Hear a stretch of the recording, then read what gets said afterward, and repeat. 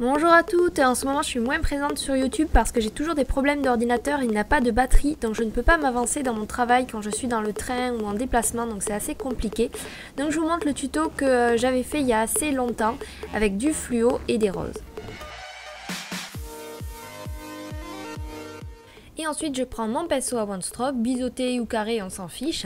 Je trempe juste un petit coin dans la peinture fluo que je dégrade. Il faut que votre pinceau soit un peu plus mouillé pour pas que les poils ne s'écartent quand vous prenez qu'une seule couleur.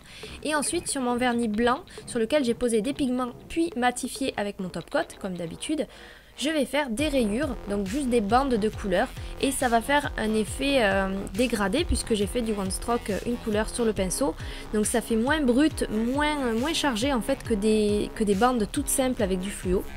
Et donc je refais exactement la même chose avec du rose, du orange et du jaune et je laisse un tout petit espace, une marge blanche en fait entre chaque rayure.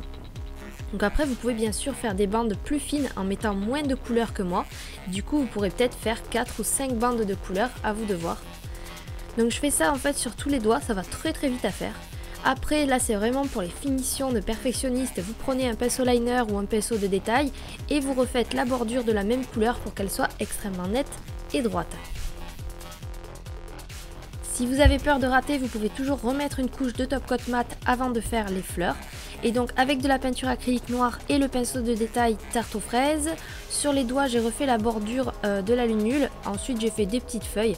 Et puis sur les doigts où il y a le vernis en entier en fait, j'ai fait donc des roses, donc ça c'est des tutos que j'ai déjà fait plusieurs fois, c'était un des premiers motifs que je faisais au début quand je commençais en 2010 et tout ça. Donc en fait il faut empiler deux croissants, deux arcs de cercle, à chaque fois en quinconce, c'est-à-dire que vous en faites deux droite-gauche, puis deux en haut en bas, puis deux droite-gauche. Et ce qui est hyper important, c'est que le trait soit hyper fin au début, très gros au milieu, et j'insiste, il faut qu'il soit très large, puis très fin à la fin. En fait, il faut vraiment que votre trait, à chaque fois, il ait une forme de croissant. Il faut pas faire un bête trait comme une forme de banane, quoi. Désolée, je compare à chaque fois à la nourriture, mais je vois que ça comme comparaison. Donc voilà, n'hésitez pas à regarder le tuto plusieurs fois, c'est vraiment une rose qui est facile à faire, elle est très rapide. Et je trouvais que ça rendait bien sur ce fond de rayures, donc n'hésitez pas à me dire en commentaire ce que vous en pensez.